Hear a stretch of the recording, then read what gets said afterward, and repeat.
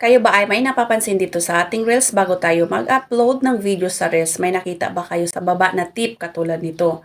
Kapag pindutin natin yan, ayan, kulay blue yung bulb niya. Ito yung tips na meta sa atin bago tayo mag-proceed ng ating Reels. Sabi dyan, grow your following with caption. Encourage new viewers to follow you to stay up to date on your latest content. So meaning guys, ito yung tinatawag na create a strongly caption on your content na mabilis ma-catch up ng mga bagong viewers at followers ang content mo. Kung baga ito yung caption na point of view.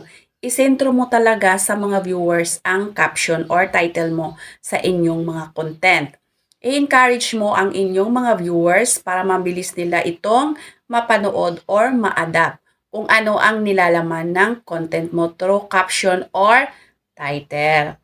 Kasi kapag maganda lagi ang content mo at mga caption, mananatili ang viewers mo sa'yo araw-araw. Aabangan nila kung ano ang latest na video mo, di ba? Yun lang po ang way natin. Sa caption pa lang, interesting na silang panoorin ang content mo. Kaya mabilis nila mapanood yan.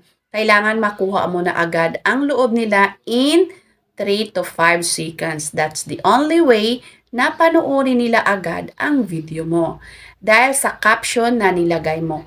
At huwag na masyadong pahabain ang explanation. Direct to the point agad ang topic mo kasi kapag mahaba yan at hindi masyadong interesting ang video natin, scroll up agad nila yan. At huwag kalimutang maglagay ng hashtags na naaayon sa content at topic na ina-upload mo, okay? I hope kahit papaano nakakatulong ang tips kong ito sa inyo. Hanggang dito na lang. See you next video guys. Bye!